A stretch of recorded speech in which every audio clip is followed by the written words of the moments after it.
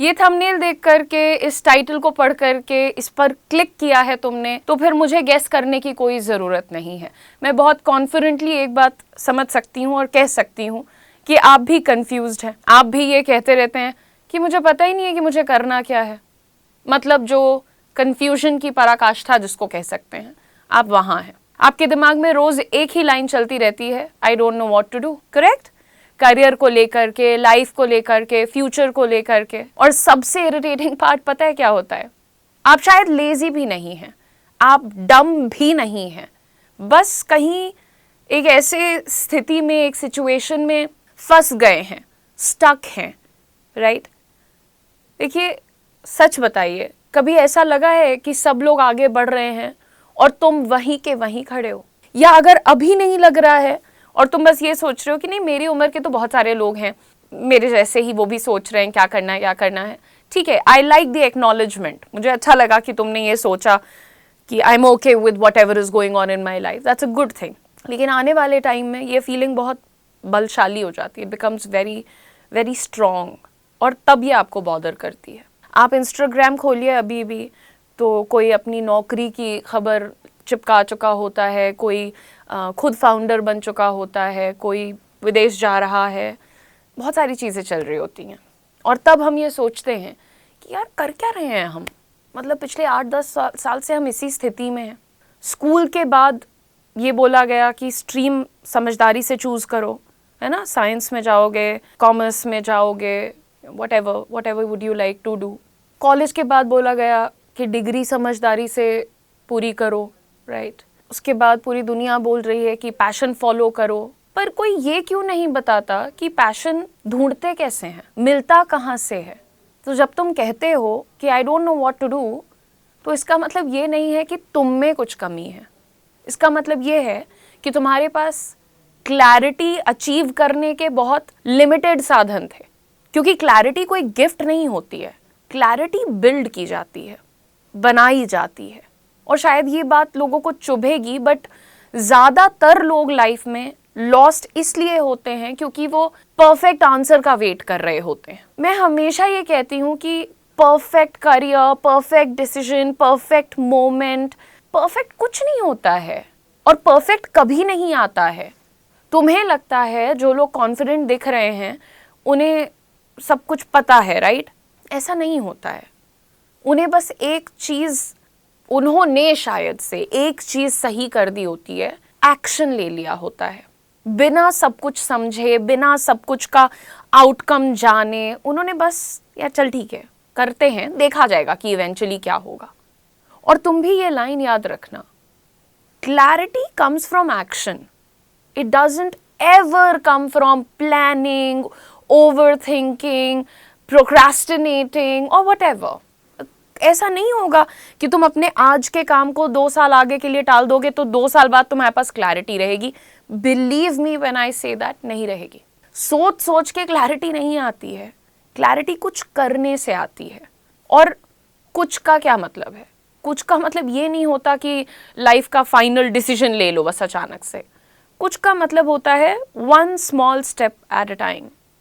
एक अपने मतलब स्किल आपने ट्राई कर लिया, एक कोर्स को आपने स्टार्ट कर लिया, एक इंटर्नशिप आपने अप्लाई कर दी, एक फील्ड को आपने एक्सप्लोर कर दिया, बट दैट्स इट। आपके दिमाग का प्रेशर आपने इतना ज़्यादा इसलिए कर लिया है क्योंकि आप अपने ऊपर पूरी ज़िंदगी का डिसीजन एक झटके में ले लेने की कोशिश का प्रेशर बिल्ड कर रहे हो। आप सोच रहे हो that I want to decide मेरी ज़िंदगी किधर जाने वाली है, क्या होने वाला है, कैसे होने वाला है, किन लोगों के साथ उठने बैठने से सब ठीक हो जाएगा। ये सारी चीज़ें यार एकदम से नहीं डिसाइड होती हैं, और आज तुम एक डिसीजन ले लोगे उससे everything is going to fall in place, बिल्कुल नहीं होता है। मैं बहुत सारे ऐसे लोगों से मिलती हूँ, मैं खुद को देखती हूँ अपनी उम्र में, तो मुझे लगता है कि हाँ यार अब तो मैं बहुत बड़ी हो गई हूँ, बहुत मैच्योर हो गई हूँ, तो लाइफ में कुछ भी होगा मैं फिगर आउट कर लूँगी। नेक्स्ट मोमेंट कुछ ऐसा होता है कि अपनी औकात समझ में आ जाती है। मेरा कितना भी प्लान हो, बहुत बड़ा प्लान हो, I am going to do this, I am going to do that, doesn't work.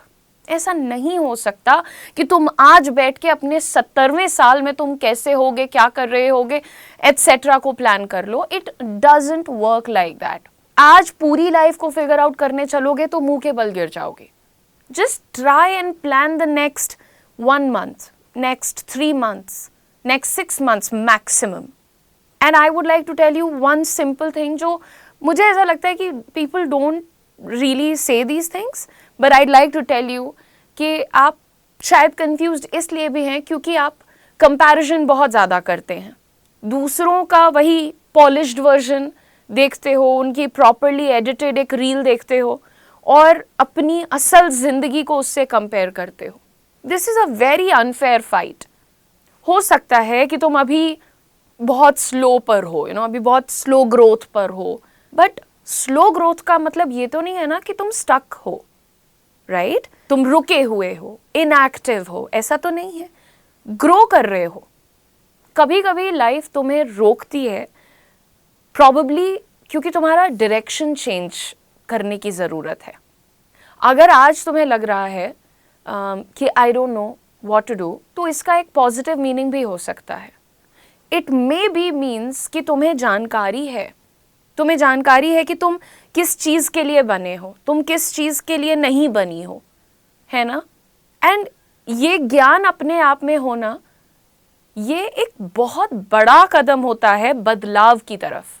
तुम अगर देख रहे हो कि तुम्हारे आसपास सारे लोग भाग दौड़ में लगे हुए हैं, कोई सरकारी, कोई प्राइवेट, कोई कुछ करे जा रहा है, एंड स्टिल तुम अपने आप को रोक ले रहे हो कि नहीं यार, इस शोर के प्रेशर में I don't want to do anything, मुझे खुद को सुनना है, then I think that's a very beautiful thing.